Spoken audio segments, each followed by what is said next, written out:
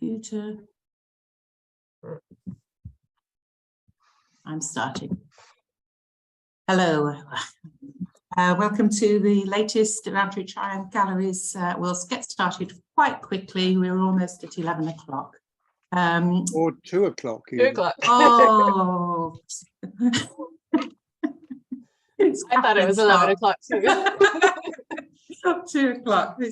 I don't know what time it is in America, but hopefully there's people queued in from America. We'll get going as soon as the number of people starts slowing down as that are coming in. People are logging in all the time at the moment. We've got quite a lot in this time. We've got welcome to all the Discover Newmarket guides that are booked on, and all the volunteers that have registered for this talk. Hopefully it'll give you a good introduction, and welcome to all the members. It's the same as always, but Tim will go through what the procedures is in a minute. As I say, we'll just let people in. Still coming in, which is good news. The next talk is on the 22nd of June at 2 o'clock. And that's in conversation with Charles Church, who's one of the most renowned contemporary sporting artists at the time of this time. And we're just unveiling a picture by him in Palace House in the next few days of John Holliday from the Beaver. I'm going to hand over. I think we're at 11 o'clock. I'll just check the time. Oh, just a minute to go. We'll leave it for another minute for all those late people. Don't want to start early.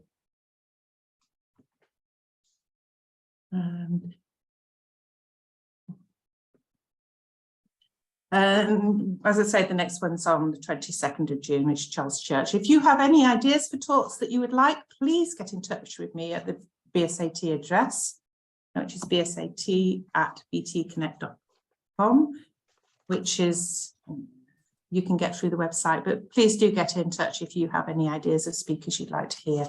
We're always open to ideas. I'll hand over to you, Tim. Okay.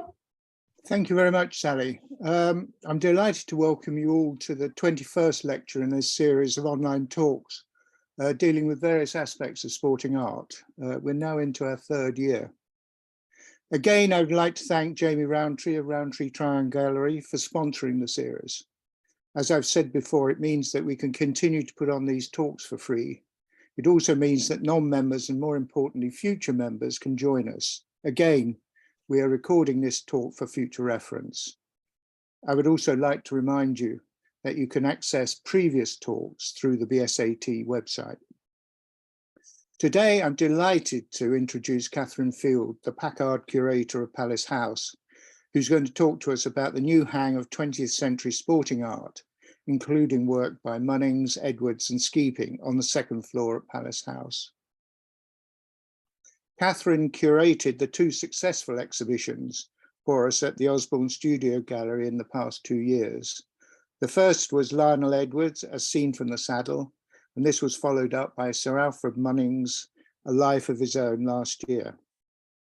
Both attracted much needed publicity for us and were well received by the general public and our members. The 2 catalogues that she produced to support the exhibitions are important reminders of how good these exhibitions were. Only this week, the British Library demanded our last 5 copies of the Edwards catalogue to be added to the National Library collection. We must be doing something right. This is the second talk that Katherine has prepared for us. I introduced her first talk by saying her CV read like a series of rehearsals and warm-ups for putting on the Edwards exhibition. She'd got the right blend of academic and practical experience to produce an exhibition and catalogue almost on her own. We've tested her almost to the limit by the short lead times that we've been giving her for both those 2 exhibitions and for the rehang at Palace House. She's still looking okay on it. We are absolutely thrilled when she agreed to become Packard Curator for our collection and display in Palace House, Newmarket.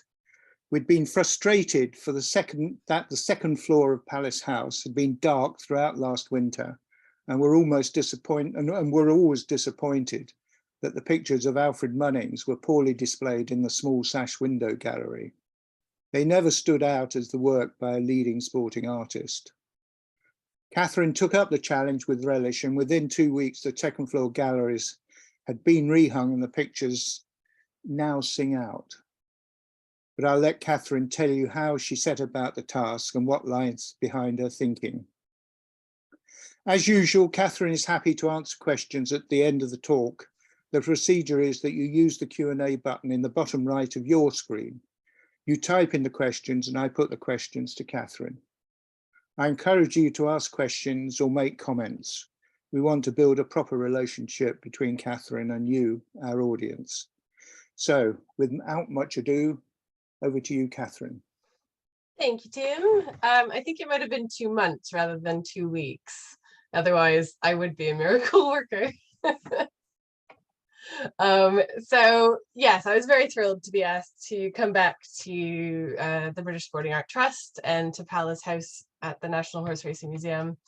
2020 was the year I was part-time curator for the museum, and that was slightly disrupted by COVID. So wonderful to come back and start to achieve some of the things that I'd hoped to do at that time. The catalyst for these redisplays and for my thinking was really this picture, which is a new commission for the British Sporting Art Trust by Charles Church.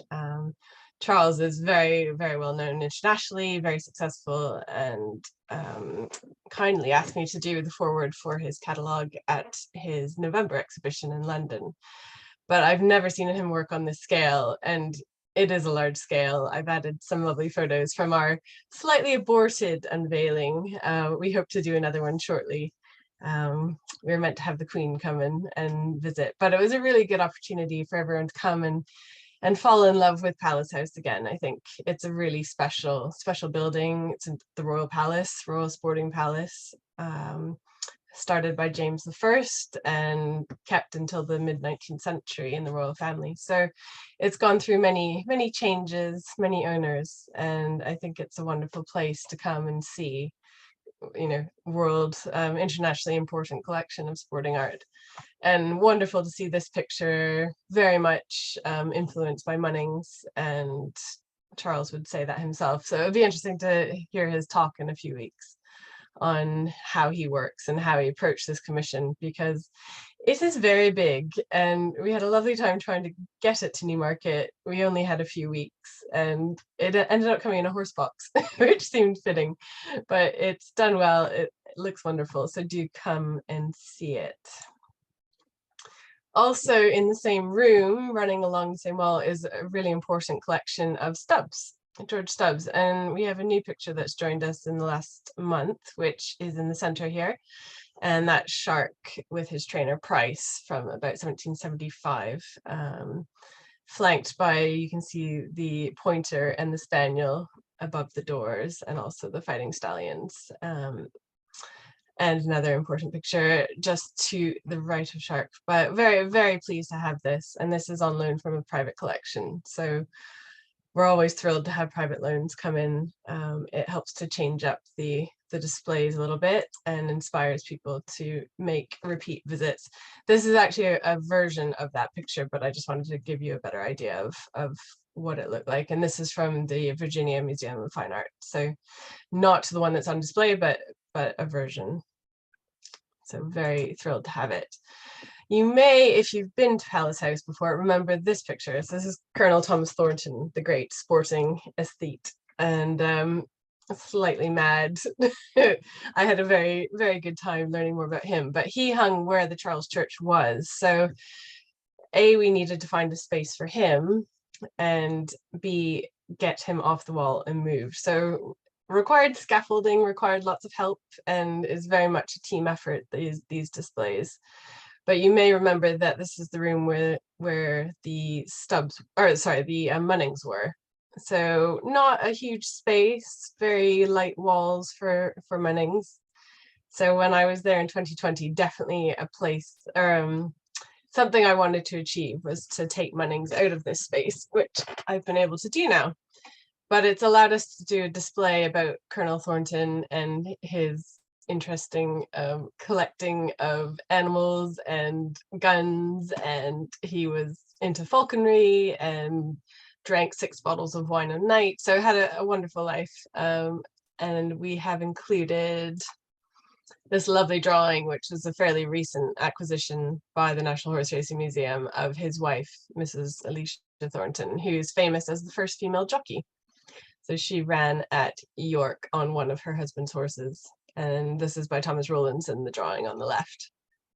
And then we've also included some of Thornton's beagles, and with his brand on them, as well as a lovely falconry picture, which is actually by Cecil Aldin, but in the Regency style. So it sits quite well there. And again, an opportunity to get pictures on display that haven't been displayed before, which is always the goal in a museum. So Munnings, as Tim mentioned, we were very, very fortunate to do this exhibition last year, and certainly fell in love with Munnings. But unfortunately, it was only on display at the museum for about 3 weeks. So this has been a wonderful opportunity to come back and do Munnings even more justice. And it couldn't have happened without the amazing team at Castle House, which is Munnings' home near Dedham. So I really encourage everyone to go there. But I called Jenny, I think in February, and said, would you mind if I used some photographs from your collection in the displays? And she completely surprised me and said, well, would you like some paintings? And I said, yes, I would love some paintings. They have over 700 works in their collection. So it's very difficult to choose the pictures each year, and they do a fabulous job. So I think we've helped them by allowing a few more works to be on display. It's probably the second largest collection of Munnings on display at the moment in the south of the country, if not the entire country. I can be corrected, but I'm pretty sure. And these are the upstairs galleries, which were painted this wonderful shade of green in 2020, but were never really used to full effect. But I think you'll see how much Munnings paintings love this color. They just it looks like a little treasure house, and I'm so thrilled by it. So again, thank you to Jenny Hand and the team at Castle House. In this first picture, you'll see there's the study for changing horses above the mantle, as well as a lovely gypsy encampment and shrimp and Augereau, along with the British Sporting Art Trust painting of Edward Turner. On the right are other loans that have been at the National Horseracing Museum in Palace House for a number of years, but suddenly you can see them. Suddenly they really come to light, which is wonderful. I do have a detail there's a detail of them, of that picture there of Mrs. Peel with Poethlin, the 1919 Grand National winner. Munnings especially, I think, needs to be seen in person. His use of color is phenomenal, and you really start to see the greens and the blues he loves to use as highlights in his work. And this was produced just after the success of his Canadian Cavalry exhibition at the Royal Academy, which I hope everyone was able to see at the Army Museum and at Castle House. I think it changed a lot of people's opinions about Munnings and how good he was. And he really can't be ignored as a leading painter of the British school of the 20th century. And we love to show him off. But he also had a very close association with Newmarket, particularly in the latter part of his career. And he used this rubbing house, which is just down on the course, just opposite the Devil's Dyke at the turn of the Caesarwich. And I found this lovely little painting by Lionel Edwards in R.C. Lyle's Royal Newmarket book, which was published just after the war. And you can see that's where Munnings loved to stand and watch the racing and make these amazing studies, which he carried on doing for the last sort of the 1940s, 1950s. And there's a lovely little quote from his autobiography, which again, do read, because it's full of just wonderful stories throughout his career. So he wrote, "I'm standing on the course, the most beautiful course in the world, cloudless October sky, a faint wind from the east. The field for the Cambridgeshire is coming along. a few waiting at the start. The starter is there. I'm looking at the scene, the old scene, a centuries old scene. Horses come up the course looking like those of years ago, the days of Archer, not so very different from those in the days of eclipse. Bright colors in the sun, just the same as of yore. Men on horses, the jockeys, their only difference is the fashionable seat, and the number cloths are a new arrangement. This is the best picture I have ever seen. Why can't I paint it? And he went on trying to paint it for many years. But I think there's something about Newmarket, the fact that it's been used for the same purpose for centuries, and you feel that you can go out any day of the week and see the same scene that's been going on. There's a real sense of history to the place. So, you know, you're not going to go to Newmarket for just a few hours. It's a real day. And I think the museum's doing a fabulous job telling the story of the place. And hopefully we'll do a bit more of the royal connections in Palace House in the coming time. And here's Munnings himself with his lovely Burberry draped over his arm. And the Munnings Museum have a number of these race cards, which he's annotated with little drawings. And I think there's some on display right now, which are definitely worth seeing. But he loved the place. So it's been wonderful to tell a bit more of the story of him in Newmarket. And these are two studies from the British Sporting Art Trust collection. Again, on that fabulous green where they just pop and they come off the wall. Cute. And this is one of the scenes that's on display, again, on loan from the Munnings Museum. But you can go up to the exact spot any day of the week and effectively see the same scene. People wearing helmets more than they did then. But really worth doing if you're staying in Newmarket, getting up a little bit early to go and see this. So Munnings was not easy, but it was one of the first things I wanted to do and needed to do to make space. But the British Sporting Art Trust collection is very, very strong in 20th century sporting art as well. So I devoted a room to them, to these painters who were contemporaries of Munnings, but working in a slightly different way. Although I have included this wonderful watercolor, early watercolor of his, which is in the National Horseracing Museum collection, but they've kindly let me hang it in Palace House. So it makes a good start. So it's not a huge room, but it includes work by Cecil Aldin, Frederick Whiting, Gilbert Holliday, Lionel Edwards, of course. And I think they look well together. So you can see on the left here, we have the Lionel Edwards. You might remember them from the exhibition 2 years ago at the Osborne Studio Gallery and at James Harvey's gallery. They traveled, so wonderful to have them out because they're really special examples of Lionel Edwards' work, particularly that Lionel Edwards sky, which he was so famous for. And he's an artist who is, I think, still valued so much today for showing people and places as they were. He was a hunting man himself, so you know, the scene that you see is the scene that you knew and loved if you were a member of that hunt or, you know, lived in that part of the world. Recently, I had a wonderful time in Ireland going to find a couple of scenes from where he painted, one of them being the Ferryhouse racecourse, and there's something really special when you can do that. And I think people are quite happy for you to come and knock on their door and have a chat, which is great. So also I wanted the opportunity to display some of the new acquisitions that the British Sporting Art Trust has made over the past few years. One of them being Peter Beagle on the left, which is Ronnie Wallace out with the Heathrow Hounds on Exmoor. And he was a student and friend of Lionel Edwards, so very much contemporaries.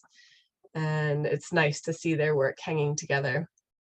On the right is another acquisition, Gilbert Holliday, who was actually introduced to hunting by Lionel Edwards, and Lionel thought he was the best artist for showing horses in motion and movement. And this is a lovely little watercolor with some body color showing the canal turn at Aintree. Really nice to get this on display. Sometimes it's a bit more difficult showing works on paper, but thankfully the galleries in the top floor at Palace House are very dark, so they're protected. but really nice to get these out so that people can come and see them. Another new acquisition, which I would love to get on display. I haven't been able to achieve it yet. I'm just waiting for a case. So that's the other the other joy of museums, is finding cases that are available. Can be a bit tricky, but soon, I hope. So these I used for the Lionel Edwards exhibition. They belonged to the family until quite recently, and they're full of press cuttings, photographs, drawings, notations, and they were so valuable, tracing his career and understanding where things might have been painted, where they were painted. And they're just a wonderful record of his career through the sort of just after the war, First World War, through to the 50s, I think. I'd have to double check that. But I really enjoyed having these, and the Lionel Edwards family were wonderful and let me take these away with them, because that exhibition was done basically during COVID. I had about 2 weeks in December where I could get photography done, or go and visit them and learn more about their grandfather. But a wonderful, wonderful time, and hopefully we can share these soon. Here's the two Lionel Edwards looking spectacular side by side. So these are the Morpeth hunt. Lovely. And there's quite a few more Lionel Edwards in the collection. So I think going forward, I'd like to keep this as a permanent gallery, a 20th century gallery, but rotate the pictures every year, or possibly a bit more frequently, depending on acquisitions and whatnot. This one's been a real surprise for people, I think. This has been on display at Palace House since it opened many years ago. But again, it was in the sash window room with the Munnings. And suddenly people can see it. So you come out of one of the Munnings rooms into the 20th century gallery, and I've put it on the wall facing you, so you really see it. And I really like Fred Whiting. I think he's very much of his time, 1920s, 30s. You know exactly when he's painting, and the pictures are full of light and movement. He, like Munnings, studied at the Académie Julian in Paris, and I think that shows he's a sort of another level of painting, if we're talking in the sort of academic sense. But a really lovely picture. He's probably best known for a portrait of George V that he painted. But I love this one, and I think it's become a real favorite with the volunteers and our visitors. And these are two more of the pictures on display. So lovely pastel, which again is quite unusual, and wonderful to show that type of work on paper, because they're quite sensitive, quite delicate. And another Gilbert Holliday, which is over the mantelpiece and looks very well. Gilbert Holliday unfortunately was paralyzed in a hunting accident, which is a great loss, I think. He died soon after. And then there was the final room upstairs, and I wasn't sure what to do really, but actually we had this amazing collection of works, well, sculpture and works on paper, drawings and pastels by John Skeaping. And he's he's an artist I didn't really know, if I'm completely honest. I sort of knew he was in the modern school. So he was at the Royal Academy Schools working with Henry Moore and Barbara Hepworth, who both went on to become extremely famous. And John was married to Barbara for a time, but you know, he was winning prizes like the Prix de Rome above them, and he went to Italy and studied, and it was all very promising for a career. But again, like Munnings and like Lionel Edwards, the 20th century was or de Laszlo, as you may know, I also work on de Laszlo, but these artists working in a classical style, in a realistic figurative style, their reputations suffered, certainly in the 20th century. And I think we're still reappraising their work now and understanding that they have their place alongside what the art critics might let us think is the best type of art to admire. But I love this. This is an early photograph of him at Goldsmiths with a workhorse, and I just think it's lost, unfortunately, but I'd love to see that one day. And John Skeaping also had a very close relationship with Newmarket. I think if you walk down the high street, you can see Hyperion outside the Jockey Club rooms, Mill Reef as well at the National Stud, Brigadier Gerard is at the course, and I think that's all of them. There might be one more. Anyway, but so he really was an animal sculptor for his most of his career, and horses were an enduring love throughout. So it was a really nice opportunity to show his works on paper with sculpture. There are many more sculptures throughout the museum by him. We have a really strong collection, but this is a fairly small room, so I focused on the drawings and some of the smaller works, which you can see here, handily fitting into the fireplace. That's the sort of the interesting thing about Palace House is it was a house, it was lived in, it was a palace, and so you have features like fireplaces, which you don't always have in more traditional museum spaces, gallery spaces. And there's a shot of Hyperion looking fabulous. He was commissioned by the Earl of Derby, and the skeleton is actually on display at at the National Horseracing Museum as well, which John Skeaping used to make this sculpture. Very fabulous. And there's Mill Reef. So like Munnings, Paul Mellon, the great Paul Mellon, was a patron of John Skeaping, which I think is always an indication of taste. Paul Mellon's a bit of a hero of mine. I mean, his collection in New Haven is phenomenal. More of his collection is at the Virginia Museum of Fine Arts. And he really championed British art, not just sporting art, but British art. So I think we're very, very lucky for his patronage. And he was a racehorse owner and hunting man as well. So here is the sort of racing wall. We have Shirley Heights, again, a Paul Mellon horse, Mill Reef, another Paul Mellon horse, and he sculpted Mill Reef, as you saw in the previous slide. So these are some of the preparatory studies he made for those sculptures. But I think a different style. I mean, it looks very different compared to the 16th and 17th, 18th century pictures on the floor below, and with the other 20th century artists above. He's certainly distinctive, and it's a really, I think, engaging style that he has. And again, working in pastel, so the works on the left and the right are pastel, and it's a really difficult medium. Not many people used it. It was very popular in the 18th century, and nice to see, because I think it's a very soft, very, very fluid medium. He also had an interest in Middle Eastern horses, Arab horses, which he sculpted. This wonderful plaque, which was a bit too heavy for the wall, so I've put it in a case so you can still see it, but I think it probably would look better on the wall. But occasionally you have to make these sorts of decisions. But all in all, I think it looks quite good.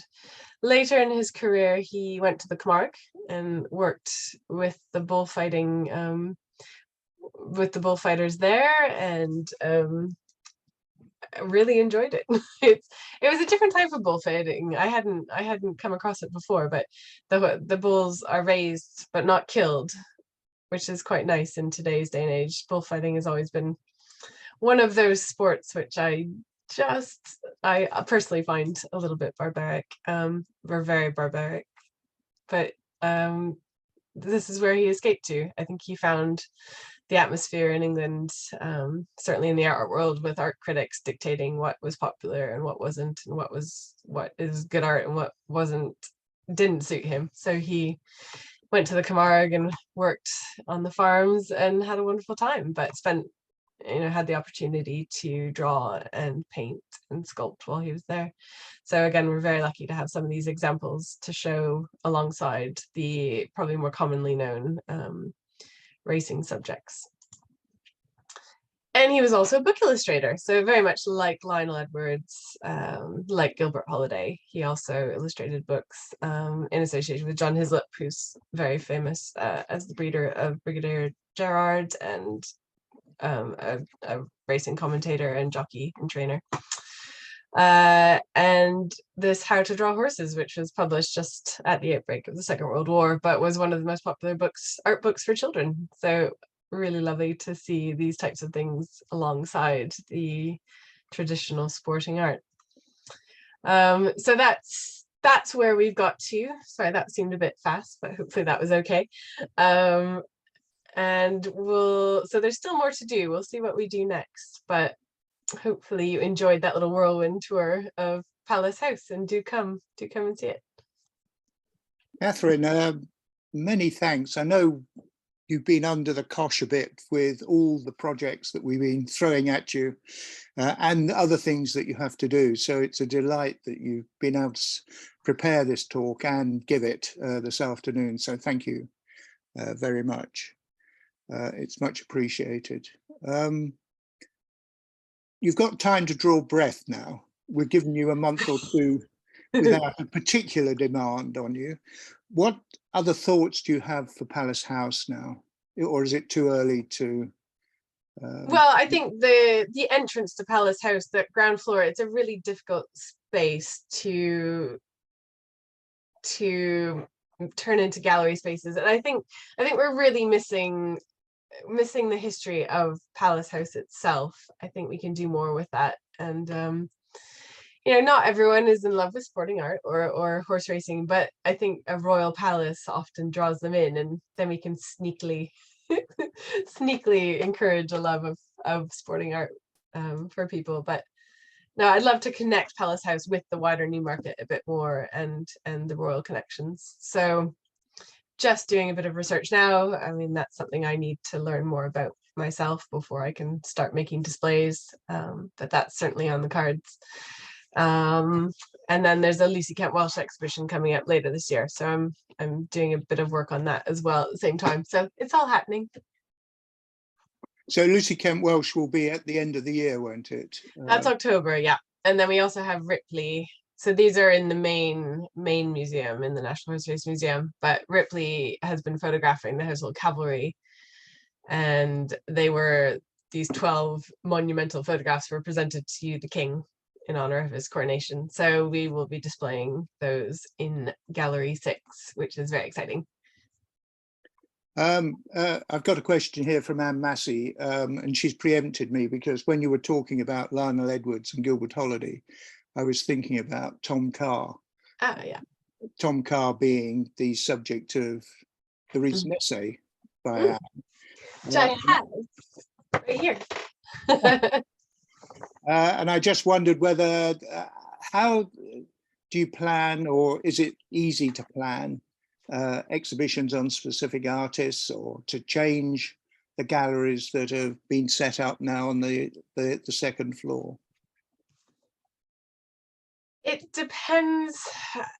I mean, you want pictures that work together. You want pictures that are in condition to be displayed. You want pictures that are well framed. Sometimes you see a picture on the database or in a book, and you think, oh, it's wonderful, but then you see the frame and actually it's not possible to show it, or the condition might not be enabled to be shown. So there are some disappointments along the way, certainly, but I think I've tried to create spaces where we can bring pictures in and out. So Munnings, we could accommodate more loans. They could come and go. Obviously, the Munnings Museum will want their pictures back for next year's displays.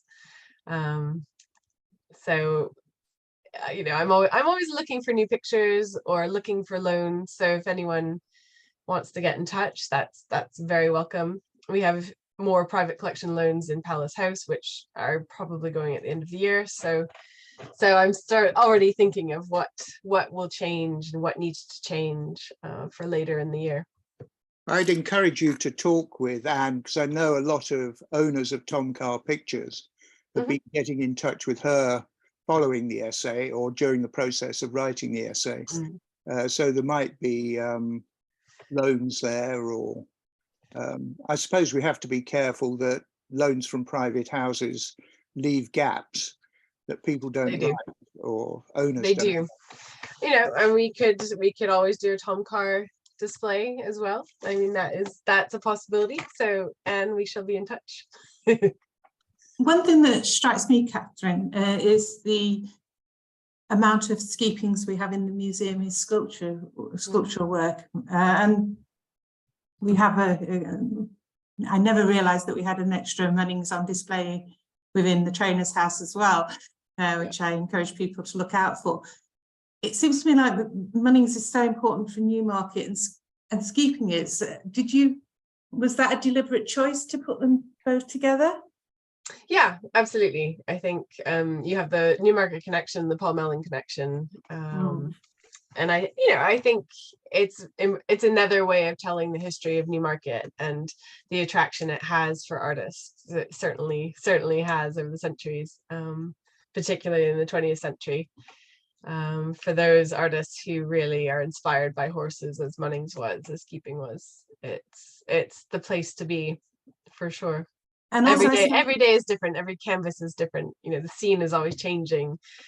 To our eyes, maybe it looks like it's the same scene being repeated, but it never is. The silks are different. The horses are different. The people are different.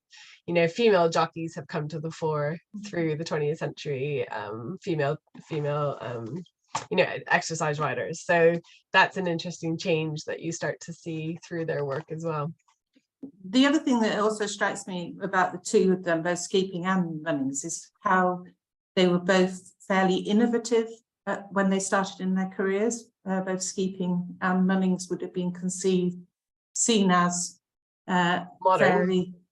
Very modern. Yeah. And that journey through their careers, so they become very much seen as old-fashioned. I know, it's so interesting, isn't it? Yeah, absolutely. Munnings is really a post-impressionist. He's a plein air painter. He's experimenting with color and light and tone, and Skeaping as well is a modern sculptor. He's a modernist, and they don't take the step to abstraction, and abstraction is what became the sort of zeitgeist, I think, of the 20th century. So if you weren't doing that, you just weren't important, unfortunately. One of the yes, they have their patrons and they're important in their circle of patronage, but in the wider art, thought and theory, they're not. So it's nice to feature them and nice to show, well, actually they're just as valid and just as important. And their technical skill is so good, isn't it? Both Munnings and Skeaping. Absolutely. Great technicians. They're properly taught and trained, and they have all the tools available to them in sculpting. Well, I mean, Munnings as well. We have a wonderful sculpture of Brown Jack, which is on loan from Castle House, and it's one of the greatest equestrian sculptures, equine sculptures there is. It's really so special. And you can see them both in Newmarket. We've got Hyperion, which is probably one of the best equine sculptures, and Brown Jack, both within the Newmarket space, and we should be singing out now. So I'm really pleased that you've raised Skeaping as a topic for Palace House. Yeah, I mean, I'm certainly still learning a lot about Skeaping. As I said, he's not an artist that has crossed my path, so it's wonderful to see the collection that the British Sporting Art Trust has and to learn more about it. And I'm working on an essay, the next essay on him. So and putting a cry out for the Jockey Club rooms as well. The amount, I don't know, Tim will be able to tell us how many Munnings and Skeapings are there in Jockey Club rooms on display there. I think there are 5 or 6 Munnings pictures. I'm not sure about Skeaping, but you'll have to look at the bronzes when you go around and check who they buy. Catherine, can I the challenge of hanging the Charles Church John Holliday picture that you started the talk with? We've got other commissions coming on as well, new paintings, which again will be able to hang in Palace House in future. I just wondered how you'd take on that challenge of large new pictures in a royal palace.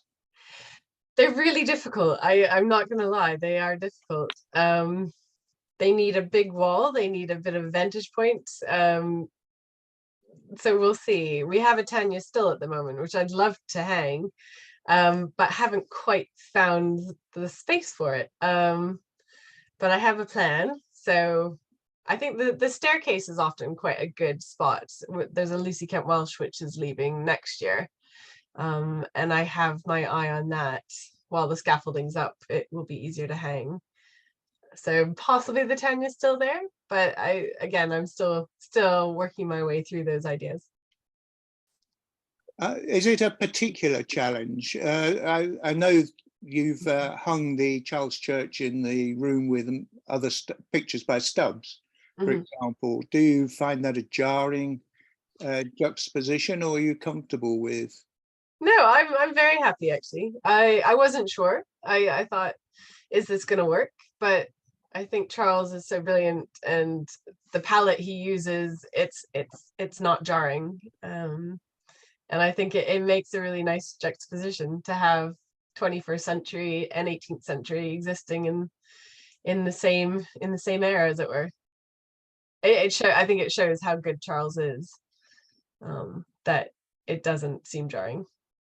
I mean, one of the things in the original hang was sequential, starting with the very early 16th, 17th century pictures going through. Is that something you would challenge now? Maybe. Again, I'm not sure. I feel like we need to come up with more thematic hanging, which tells stories in a different way. Those rooms haven't changed very much since the museum opened in 2016. So I think it will be fun, but it's a big ask. So I'm just catching my breath after the last few months of madness and excitement and achievement. And I'm open to ideas as well. So do let me, if anyone has any, let me know what they think. But I think we need a change, don't we? I think so, but I agree that it's a challenge. Sequential seems the easiest option all the time. Yeah. But I think once you've moved the Munnings pictures, you see them in a different light, and you've emphasized the importance of the wall color just to bring out what you see in a Munnings. And maybe we need to be challenged in a slightly different way now, rather than seeing pictures all from the 17th century, to put them side by side with other pictures. But it's more of a challenge for a curator then. Yeah. I was just thinking about the space, and one thing that I think is very good about having the Skeapings and the sporting art on the top floor. If they were 20th century abstract works, they wouldn't work in that space, but because it's a domestic setting and you've got the fireplaces, those pictures work so much better because they were meant for a domestic setting. Yep, and Palace House as a palace wouldn't have been necessarily hung chronologically, would it? So the Charles Church does actually sit well within that space. It makes it sort of feel like how a house would be hung. Yeah, absolutely. And we know it was hung with Munnings, the South Court Stud Commission. They hung there before the Second World War. So it's nice to imagine Munnings, he stayed in Palace House and his pictures hung in Palace House. So it's wonderful to give him that space back. Yeah, I mean, it's frustrating that the pictures that were painted for Palace House, commissioned by the Rothschild family, have been lost in a fire or lost in a bombing raid, weren't they? And yeah, so they were sent to Christie's for safekeeping, but unfortunately Christie's had a direct hit during the war by a German bomb, so they are gone. And that was a great tragedy for Munnings as well, because that was a commission where he was just told to paint what he wanted, and that's such a rare thing for an artist. And that is, I think, the joy of these commissions by Charles Church and Marcus Hodge and Susie Whitcomb. They haven't been given a topic or you know, a story or a theme that they have to paint. They're allowed to choose what they want. So I think that's how you get the best out of an artist, is to give them the freedom to do what they're good at. Right, I think our time's up. Katherine, many thanks for time and effort in putting together the talk today, and for the support that you've given to the BSAT over the last 3 years. It's enhanced our reputation. I think brought back to us the excitement of seeing sporting art displayed well and talked about well, which there are some naysayers that try to deprecate sporting art, and I think if you hang it right and talk about it with enthusiasm, you can bring back what we love as sporting pictures. So thank you for what you've done, and I encourage everybody to be in contact both with Sally and with Katherine, so that we can have it as an active relationship. You encouraged loans, or to think about loans from private collections. I think that will always enliven the displays at Palace House. So thank you. And it's been good working, and it is good working with you. So thank you for that.